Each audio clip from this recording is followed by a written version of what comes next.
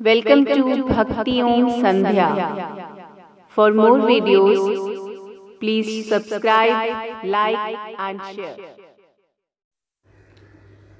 पुराणों के अनुसार ब्रह्मा जी से अत्रि, अत्रि से चंद्रमा, चंद्रमा से बुध और बुध से इलानंदन पुरुरवा का जन्म हुआ। पुरुरवा से आयु, आयु से राजा नहुष और नहुष से ययाति उत्पन्न हुए। ययाति से पुरु हुए, पुरु के वंश में भरत और भरत के कुल में राजा कुरु हुए।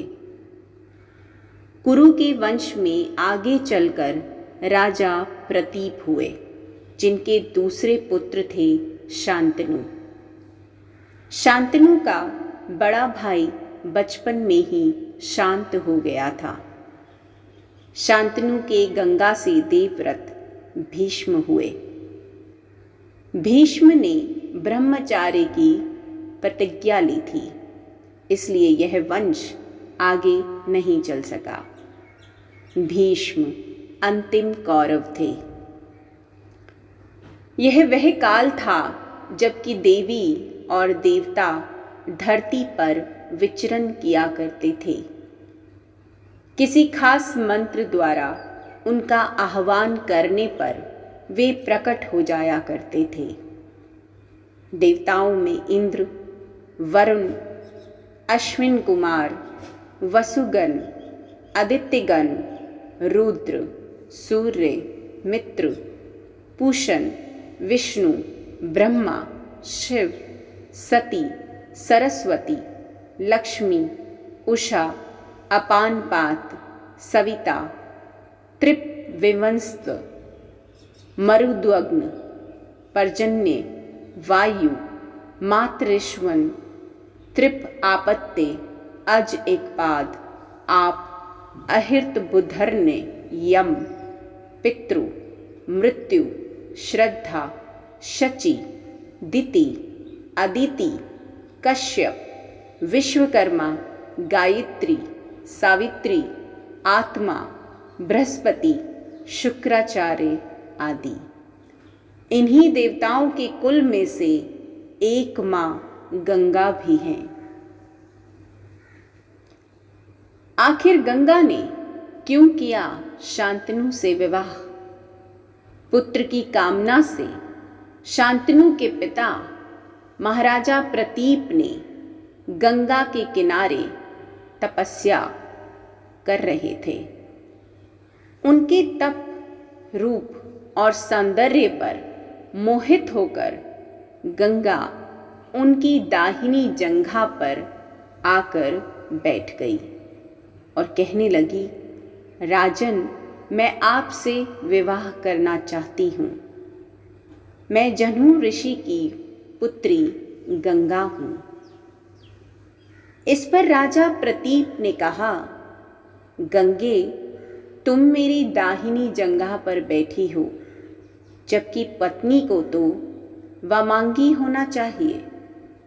दाहिनी जंघा तो पुत्र का प्रतीक है, अतः मैं तुम्हें अपने पुत्र वधू के रूप में स्वीकार कर सकता हूँ। यह सुनकर गंगा वहाँ से चली गई। जब महाराज प्रतीप को पुत्र की प्राप्ति हुई तो उन्होंने उसका नाम शांतनु रखा और इसी शांतनु से गंगा का विवाह हुआ। गंगा से उन्हें 8 पुत्र मिले, जिसमें से 7 को गंगा नदी में बहा दिया गया और 8वें पुत्र को पाला पोसा गया। उनके 8वें पुत्र का नाम देवव्रत था। यह देवव्रत ही आगे चलकर भीष्म कहलाया। शांतनु ने अपने पिता प्रतीप की आज्ञा से गंगा के पास जाकर उनसे विवाह करने के लिए निवेदन किया था। गंगा तो शांतनु के पिता पर आसक्त हुई थी। तब गंगा ने कहा, राजन, मैं आपके साथ विवाह करने के लिए तैयार हूँ, लेकिन आपको वचन देना होगा कि आप मेरे किसी भी कार्य में हस्तक्षेप नहीं करेंगे। शांतनु ने गंगा को वचन देकर विवाह कर लिया। गंगा के गर्भ से महाराज शांतनु को 8 पुत्र हुए, जिनमें से 7 को गंगा ने गंगा नदी में ले जाकर बहा दिया। वचन के बंधे होने के कारण शांतनु कुछ नहीं बोल पाए।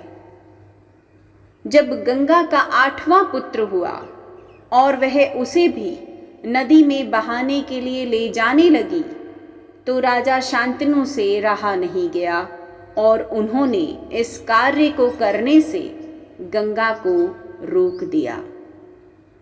गंगा ने कहा, राजन, आपने अपनी प्रतिज्ञा भंग कर दी है, इसलिए अब मैं आपके पास नहीं रह सकती। इतना कहकर गंगा वहां से अंतर्ध्यान हो गई।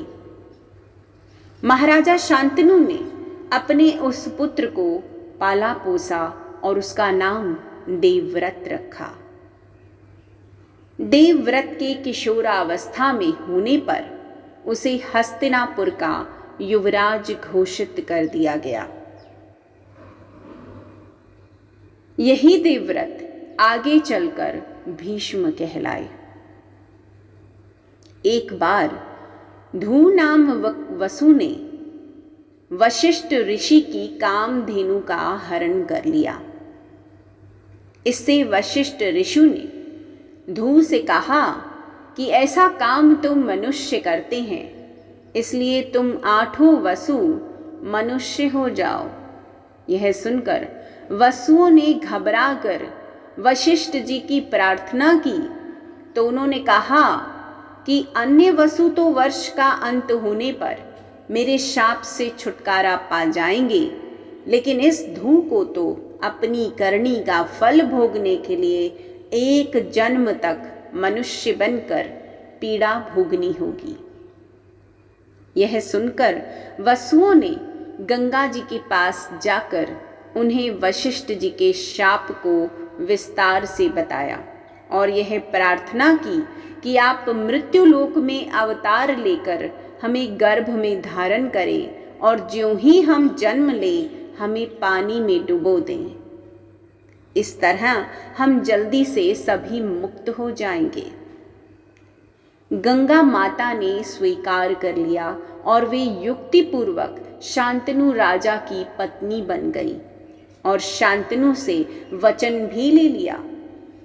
शांतनु से गंगा के गर्भ में पहले जो 7 पुत्र पैदा हुए थे, उन्हें उत्पन्न होते ही गंगा जी ने पानी में डुबो दिया, जिससे 7 वसु तो मुक्त हो गए, लेकिन 8वें में शांतनु ने गंगा को रोककर इसका कारण जानना चाहा।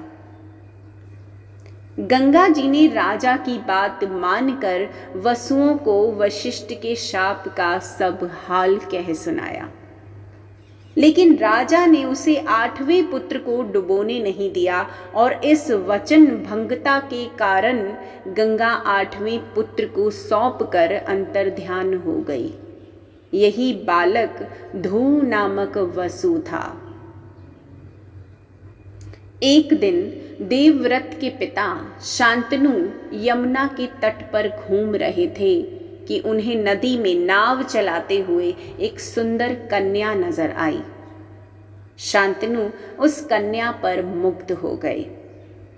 महाराजा ने उसके पास जाकर उससे पूछा, हे देवी, तुम कौन हो?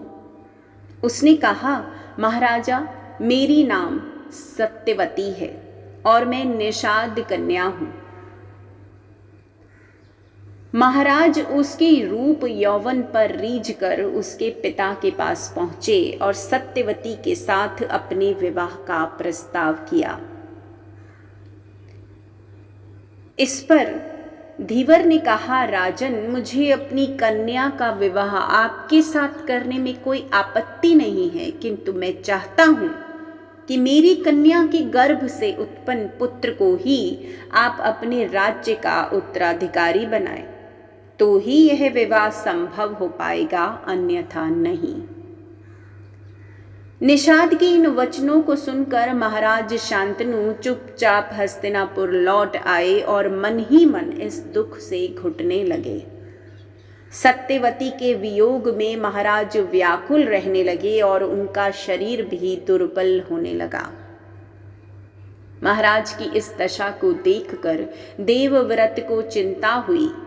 जब उन्हें मंत्रियों द्वारा पिता की इस प्रकार की दशा होने का कारण पता चला तो वे निषाद के घर जा पहुंचे और उन्होंने निषाद से कहा, हे निषाद, आप सहर्ष अपनी पुत्री सत्यवती का विवाह मेरे पिता शांतनु के साथ कर दे।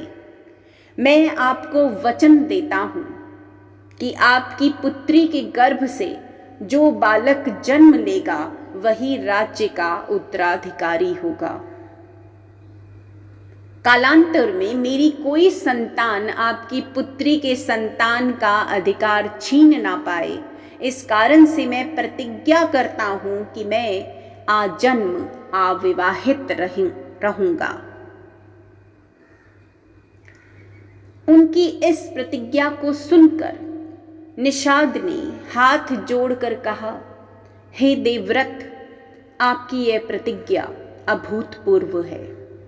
इतना कहकर निषाद ने तत्काल अपनी पुत्री सत्यवती को देवव्रत तथा उनके मंत्रियों के साथ हस्तिनापुर भेज दिया। देवव्रत जब निषाद कन्या सत्यवती को लेकर अपने पिता शांतनु को सौंपते हैं तो शांतनु की खुशी का ठिकाना नहीं रहता। शांतनु प्रसन्न होकर देवव्रत से कहते हैं, हे पुत्र, तूने पितृभक्ति के वशीभूत होकर ऐसी कठिन प्रतिज्ञा की है जो न आज तक किसी ने की है और ना ही भविष्य में कोई करेगा। तेरी इस पितृभक्ति से प्रसन्न होकर मैं तुझे वरदान देता हूं कि तेरी मृत्यु तेरी इच्छा से ही होगी। तेरी इस प्रकार की प्रतिज्ञा करने के कारण तू भीष्म कहलाएगा और तेरी प्रतिज्ञा भीष्म प्रतिज्ञा के नाम से सदैव प्रख्यात रहेगी। सत्यवती के गर्भ से महाराज शांतनु को चित्रागंध और विचित्रवीर्य नाम के 2 पुत्र हुए। शांतनु की मृत्यु के बाद चित्रागंध राजा बनाए गए, किंतु गंधर्वों के साथ युद्ध में उनकी मृत्यु हो गई। तब विचित्रवीर्य बालक ही थे। फिर भी भीष्म विचित्रवीर्य को सिंहासन पर बैठाकर खुद राज कार्य देखने लगे। विचित्रवीर्य के युवा होने पर भीष्म ने बलपूर्वक काशीराज की 3 पुत्रियों का हरण कर लिया और वे उसका विवाह विचित्रवीर्य से करना चाहते थे, क्योंकि भीष्म चाहते थे किसी भी तरह अपने पिता शांतनु का कुल बढ़े। लेकिन बाद में बड़ी राजकुमारी अंबा को छोड़ दिया गया, क्योंकि वह शाल्वराज को चाहती थी। अन्य दोनों अंबालिका और अंबिका का विवाह विचित्रवीर्य के साथ कर दिया गया। लेकिन विचित्रवीर्य को दोनों में से कोई संतान नहीं हुई और वह भी चल बसा। एक बार फिर गद्दी खाली हो गई। सत्यवती शांतनु का वंश तो डूब गया और गंगा शांतनु के वंश ने ब्रह्मचर्य की प्रतिज्ञा ले ली थी। अब हस्तिनापुर की राजगद्दी फिर से खाली हो गई थी। विचित्रवीर्य के युवा होने पर उनके विवाह के लिए भीष्म ने काशीराज की 3 कन्याओं का बलपूर्वक हरण किया था, जिसमें से एक को शाल्वराज पर अनुरक्त होने के कारण छोड़ दिया गया था। लेकिन शाल्वराज के पास जाने के बाद अंबा को शाल्वराज ने स्वीकार करने से मना कर दिया। अंबा के लिए यह दुखदायी स्थिति हो चली थी। अम्बा ने अपनी इस दुर्दशा का कारण भीष्म को समझकर उनकी शिकायत परशुराम जी से की। परशुराम जी ने अन्याय के खिलाफ लड़ने की ठानी। परशुराम जी ने भीष्म से कहा कि तुमने अम्बा का बलपूर्वक अपहरण किया है, अतः अब तुम्हें इससे विवाह करना होगा, अन्यथा मुझसे युद्ध के लिए तैयार हो जाओ। भीष्म और परशुराम जी का 21 दिनों तक भयंकर युद्ध हुआ। अंत में ऋषियों ने परशुराम को सारी व्यथा कथा सुनाई और भीष्म की स्थिति से भी उनको अवगत कराया। तब कहीं परशुराम जी ने ही युद्ध विराम किया। इस तरह भीष्म द्वारा दिए गए ब्रह्मचर्य के प्रण पर वे अटल रहे। सत्यवती के शांतनु से उत्पन्न दोनों पुत्र चित्रागंध और विचित्रवीर्य की मृत्यु हो जाने के बाद सत्यवती भीष्म से बार बार अनुरोध करती कि पिता के वंश को चलाने के लिए अब तुम्हें विवाह कर पुत्र उत्पन्न करना चाहिए, लेकिन भीष्म अपनी प्रतिज्ञा तोड़ने को तैयार नहीं होते हैं। ऐसे में सत्यवती विचित्रवीर्य के विधवा अंबालिका और अंबिका को नियोग प्रथा द्वारा संतान उत्पन्न कराने का सोचती है। भीष्म की अनुमति लेकर सत्यवती अपने पुत्र वेद व्यास द्वारा अंबिका और अंबालिका के गर्भ से यथाक्रम धृतराष्ट्र और पांडु नाम के पुत्रों को उत्पन्न करवाती है। शांतनु से विवाह करने के पूर्व सत्यवती ने अपनी कुंवारी अवस्था में ऋषि पराशर के साथ सहवास कर लिया था, जिससे उनको वेद व्यास नामक एक पुत्र का जन्म हुआ था। वे अपने इस पुत्र से अंबिका और अंबालिका के साथ संयोग करने का कहती हैं। इस तरह यह कुल ऋषि कुल कहलाता है। भीष्म पितामह ने विवाह नहीं करके ब्रह्मचर्य का पालन किया था। उन्होंने अविवाहित रहकर भी इस व्रत का कठोरता से पालन किया था। इसके लिए वे योगारूढ़ होकर ब्रह्म का ध्यान किया करते थे। उनके समक्ष श्री कृष्ण बच्चे ही थे, लेकिन उन्होंने कृष्ण को भगवान रूप में पहचान लिया था। वे सदा कृष्ण भक्ति में लीन रहते थे। महाभारत युद्ध के दौरान श्री कृष्ण ने निहत्थे रहकर अर्जुन का रथ हाँकने की प्रतिज्ञा की थी, लेकिन भीष्म ने उनसे शस्त्र ग्रहण करने का वचन ले लिया था। कृष्ण के लिए यह धर्म संकट की स्थिति बन गई थी। अंत में भक्त की लाज रखने को जब श्री कृष्ण रथ का पहिया लेकर दौड़ पड़े, तब भीष्म ने हथियार रख दिए और श्री कृष्ण के हाथों मारे जाने में ही अपनी मुक्ति समझने लगे। कृष्ण ने ऐसा करके अपने हथियार ना धारण करने की प्रतिज्ञा भी पूरी की और भीष्म के कहने पर हथियार धारण करने का वचन भी पूरा कर दिया। महाभारत के युद्ध में भीष्म पितामह कौरवों की तरफ से सेनापति थे। कुरुक्षेत्र का युद्ध आरंभ होने पर प्रधान सेनापति की हैसियत से भीष्म ने 10 दिन तक घोर युद्ध किया था। 9वें दिन भयंकर युद्ध हुआ, जिसके चलते भीष्म ने बहादुरी दिखाते हुए अर्जुन को घायल कर दिया और उनके रथ को जर्जर कर दिया। युद्ध में आखिरकार भीष्म के भीषण संहार को रोकने के लिए कृष्ण को अपनी प्रतिज्ञा तोड़नी पड़ती है। उनके जर्जर रथ को देखकर श्री कृष्ण रथ का पहिया लेकर भीष्म पर झपटते हैं, लेकिन वे शांत हो जाते हैं। परंतु इस दिन भीष्म पांडवों की सेना का अधिकांश भाग समाप्त कर देते हैं। 10वें दिन भीष्म द्वारा बड़े पैमाने पर पांडवों की सेना को मार देने से घबराए पांडव पक्ष में भय फैल जाता है। तब श्री कृष्ण के कहने पर पांडव भीष्म के सामने हाथ जोड़कर उनसे उनकी मृत्यु का उपाय पूछते हैं। भीष्म कुछ देर सोचने पर उपाय बता देते हैं।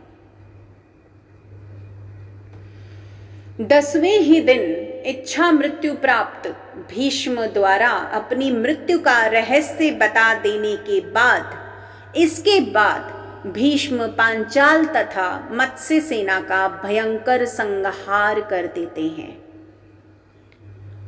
फिर पांडव पक्ष युद्ध क्षेत्र में भीष्म के सामने शिखंडी को युद्ध करने के लिए लगा देते हैं। युद्ध क्षेत्र में शिखंडी को सामने डटा देखकर भीष्म अपने अस्त्र शस्त्र त्याग देते हैं। इस मौके का फायदा उठाकर कृष्ण के इशारे पर बड़े ही बेमन से अर्जुन ने अपने बाणों से भीष्म को छेद दिया। भीष्म बाणों की शरशैया पर लेट जाते हैं। दरअसल भीष्म ने अपनी मृत्यु का रहस्य यह बताया था कि वे किसी नपुंसक व्यक्ति के समक्ष हथियार नहीं उठाएंगे।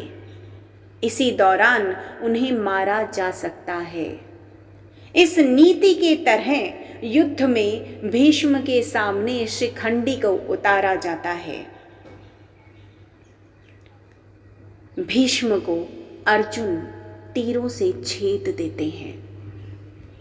वे कराहते हुए नीचे गिर पड़ते हैं। जब भीष्म की गर्दन लटक जाती है तब वे अपने बंदूक बांधवों और वीर सैनिकों से कहते हैं, बस अब मैं चला। भीष्म के शरशैया पर लेटने की खबर फैलने पर कौरवों की सेना में हाहाकार मच जाता है। दोनों दलों के सैनिक और सेनापति युद्ध करना छोड़कर भीष्म के पास एकत्र हो जाते हैं। दोनों दलों के राजाओं से भीष्म कहते हैं, राजन्यगण, मेरा सिर नीचे लटक रहा है। मुझे उपयुक्त तकिया चाहिए। उनके एक आदेश पर तमाम राजा और योद्धा मूल्यवान और तरह तरह के तकिए ले आते हैं, किंतु भीष्म उनमें से एक को भी ना लेकर मुस्कुराकर कहते हैं कि ये तकिए इस वीर शैया के काम में आने योग्य नहीं है। राजन, फिर वे अर्जुन की ओर देखकर कहते हैं, बेटा, तुम तो क्षत्रिय धर्म के विद्वान हो, क्या तुम मुझे उपयुक्त तकिया दे सकते हो? आज्ञा पाते ही अर्जुन ने आंखों में अश्रु लिए उनको अभिवादन कर भीष्म को बड़ी तेजी से ऐसे 3 बाण मारे जो उनके ललाट को छेदते हुए पृथ्वी में जा लगे। बस इस तरह सिर को सिरहाना मिल जाता है। इन बाणों का आधार मिल जाने से सिर के लटकते रहने की पीड़ा जाती रही। इतना सब कुछ होने के बावजूद भीष्म अपने प्राण नहीं त्यागते। क्यों? सूर्य का उत्तरायण होना, लेकिन शरशैया पर लेटने के बाद भी भीष्म प्राण क्यों नहीं त्यागते, जबकि उनका पूरा शरीर तीर से छलनी हो जाता है, फिर भी वे इच्छा मृत्यु के कारण मृत्यु को प्राप्त नहीं होते हैं। भीष्म यह भली भांति जानते थे कि सूर्य के उत्तरायण होने पर, प्राण त्यागने पर आत्मा को सद्गति मिलती है और वे पुनः अपने लोक जाकर मुक्त हो जाएंगे। इसलिए वे सूर्य के उत्तरायण होने का इंतजार करते हैं। भीष्म ने बताया कि वे सूर्य के उत्तरायण होने पर ही शरीर छोड़ेंगे, क्योंकि उन्हें अपने पिता शांतनु से इच्छा मृत्यु का वर प्राप्त है और वे तब तक शरीर नहीं छोड़ सकते जब तक कि वे चाहें। लेकिन 10वें दिन का सूर्य डूब चुका था। भीष्म को ठीक करने के लिए शल्य चिकित्सक लाए जाते हैं, लेकिन वे उनको लौटा देते हैं और कहते हैं कि अब तो मेरा अंतिम समय आ गया है, यह सब व्यर्थ है, शरशैया ही मेरी चिता है, अब मैं तो बस सूर्य के उत्तरायण होने का इंतजार कर रहा हूं। पितामह की यह बातें सुनकर राजागण और उनके सभी बंधु बांधव उनको प्रणाम और प्रदक्षिणा कर अपनी अपनी छावनियों में लौट जाते हैं। अगले दिन सुबह होने पर फिर से वे सभी भीष्म के पास लौटते हैं। सभी कन्याएं, स्त्रियां और उनके कुल के योद्धा पितामह के पास चुपचाप खड़े हो जाते हैं। पितामह ने पीने के लिए राजाओं से ठंडा पानी मांगा। सभी उनके लिए पानी ले आए, लेकिन उन्होंने अर्जुन की ओर देखा। अर्जुन समझ गया और उसने अपने गांडीव पर तीर चढ़ाया और पर्जन्यास्त्र का प्रयोग कर वे धरती में छोड़ देते हैं। धरती से अमृत तुल्य सुगंधित बढ़िया जल की धारा निकलने लगती है। उस पानी को पीकर भीष्म तृप्त हो जाते हैं। फिर भीष्म दुर्योधन को समझाते हैं कि युद्ध छोड़कर वंश की रक्षा करो। उन्होंने अर्जुन की बहुत प्रशंसा की और दुर्योधन को बार बार समझाया कि हमारी यह गति देखकर संभल जाओ, लेकिन दुर्योधन उनकी एक भी नहीं मानता है और फिर से युद्ध शुरू हो जाता है। अगले दिन फिर से सभी उनके पास इकट्ठे होते हैं। वे नए सेनापति कर्ण को समझाते हैं। वे दोनों पक्षों में अपने अंतिम वक्त में भी संधि कराने की चेष्टा करते हैं। भीष्म के शरशैया पर लेट जाने के बाद युद्ध और 8 दिन चला। भीष्म यद्यपि शरशैया पर पड़े हुए थे, फिर भी उन्होंने श्री कृष्ण के कहने से युद्ध के बाद युधिष्ठिर का शोक दूर करने के लिए राजधर्म, मोक्ष धर्म और आप धर्म आदि का मूल्यवान उपदेश बड़े विस्तार के साथ दिया। इस उपदेश को सुनने से युधिष्ठिर के मन से गलानी और पश्चाताप दूर हो जाता है। बाद में सूर्य के उत्तरायण होने पर युधिष्ठिर आदि सगे संबंधी पुरोहित और अन्यान्य लोग भीष्म के पास पहुंचते हैं। उन सब से पितामह ने कहा कि इस शरशैया पर मुझे 58 दिन हो गए हैं।